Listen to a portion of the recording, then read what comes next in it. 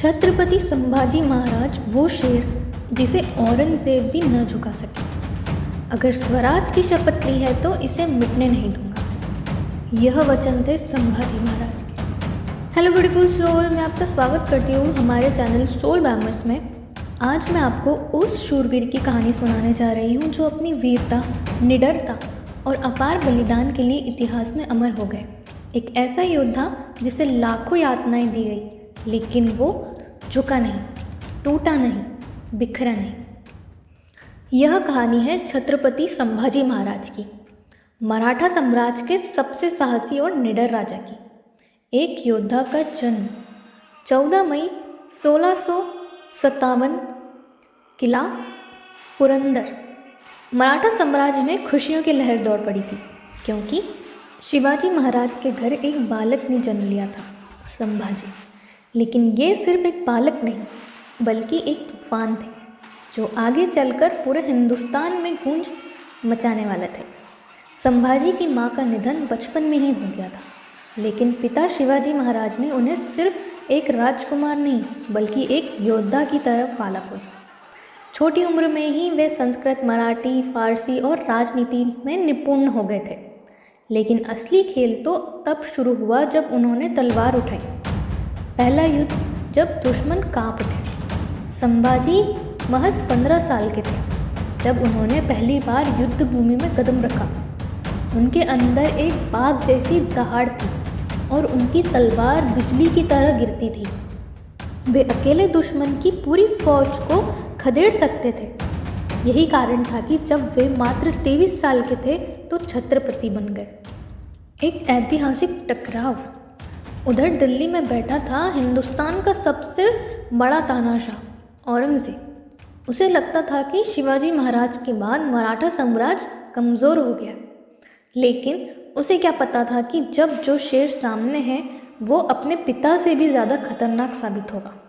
संभाजी महाराज ने मुगलों को एक नहीं, सैकड़ों बार हराया। उन्होंने गोवा में पुर्तगालियों के छक्के छुड़ा दिए, अंग्रेज़ों को अपनी ताकत का एहसास करा दिया और दक्षिण भारत में एक ऐसा मराठा झंडा लहराया कि मुगलों की रातों की नींद उड़ गई।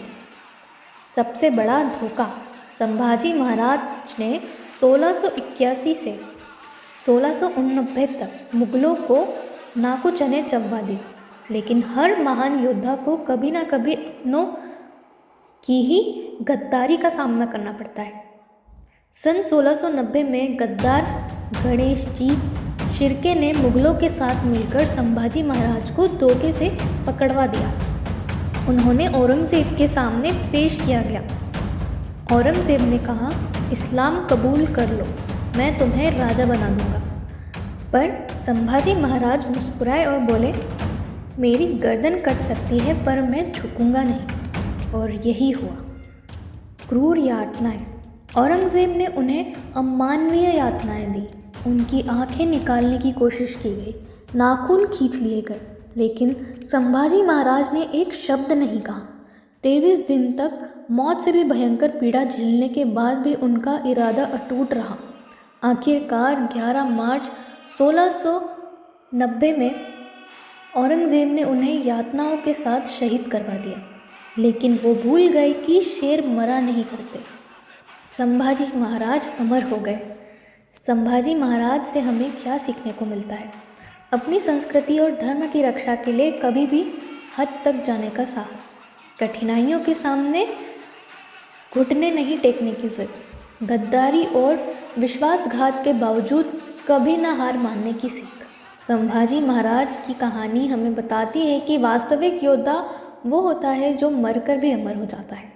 अगर ये कहानी आपके दिल को छू गई हो तो इसे अपने दोस्तों और परिवार के साथ शेयर करें। और हाँ, चैनल को सब्सक्राइब करना ना भूलें, क्योंकि हम रोज़ ऐसी ही कहानियाँ लेकर आते हैं जो आपके जीवन में नई ऊर्जा और प्रेरणा भर देती है।